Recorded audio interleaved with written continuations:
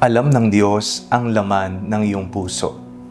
Ako po si Father Fiel Pareha at ito po ang ating segment, ang Daily Devotion, na kung saan tayo po ay magdarasal, magbabasa at magninilay kasama ng salita ng Diyos sa buong taon. Manalangin tayo. Sa ngalan ng Ama, ng Anak at ng Espiritu Santo. Amen.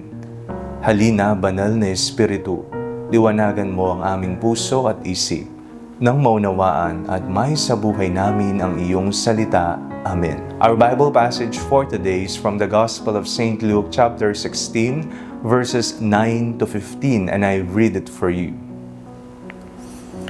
And I tell you, make friends for yourselves by means of dishonest wealth, so that when it is gone, they may welcome you into the eternal homes. Whoever is faithful in a very little is faithful also in much, and whoever is dishonest in a very little is dishonest also in much. If then you have not been faithful with the dishonest wealth, who will entrust to you the true riches? And if you have not been faithful with what belongs to another, who will give you what is your own?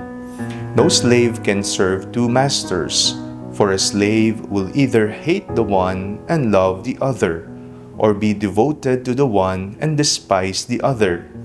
You cannot serve God and wealth. The Pharisees, who were lovers of money, heard all this, and they ridiculed him. So he said to them, "You are those who justify yourselves in the sight of others, but God knows your hearts. For what is prized by human beings is an abomination in the sight of God." Ano po ang laman ng iyong puso?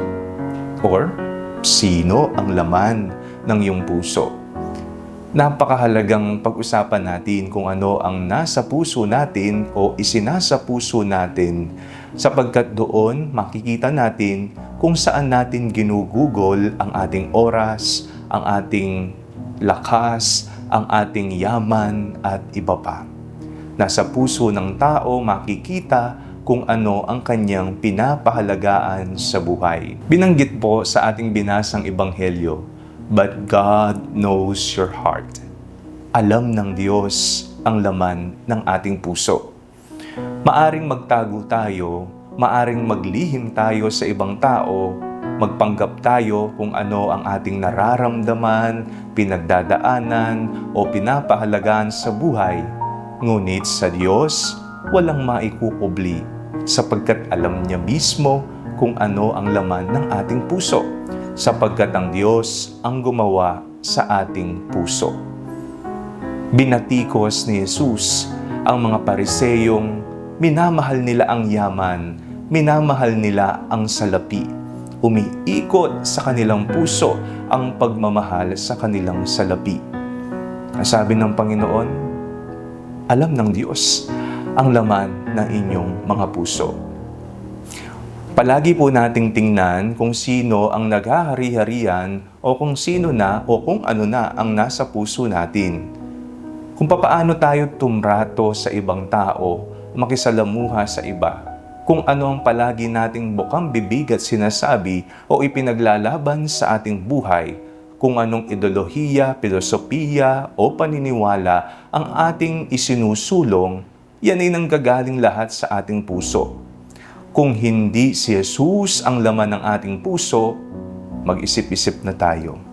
Sapagkat ang taong Panginoon, ang tanging laman ng kanyang puso, magagawa niya, masasabi niya, at magiging maayos ang kanyang buhay kung papaano siya makitungo ng naayon sa kabutihan, katotohanan at ebanghelyo. Pagmasdan natin, papaano ba ako magsalita? Ano ba ang mga lumalabas sa aking bibig? Tingnan mo, papaano ka makitungo sa iyong kapwa? Ikaw ba'y nangaabuso at nang mamaltrato o gumagamit ng tao? O ikaw ba'y nagiging makatao? Tinitingnan mo palagi kung ano ang kanilang tunay na pangangailangan, nagiging sensitibo sa kung ano sasabihin at gagawin sa kanila. Pinapanalangin natin na ang ating maging tunay na yaman ay ang Diyos.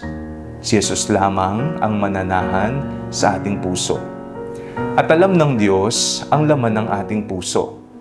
Kung sa kasalukuyan po ay may pinagdadaanan tayo, may kalungkutan, sawing puso, may takot sa ating puso at pangamba, alam ng Diyos yan. Kaya huwag kang mag-alala, sasamahan tayo ni Jesus. Manalangin tayo. Panginoong Hesukristo, tunay na alam mo ang laman ng aming mga puso. Nawa palagi niyo pong ipadama sa amin ang inyong mapagmahal na presensya. Amen. Sa ngalan ng Ama, ng Anak at ng Espiritu Santo. Amen. Huwag po ninyong kalimutang i-like ang video ito, mag-comment po kayo, and share it with your family and friends. Ang Panalangin Bago Matulog ay may sariling Facebook page na po.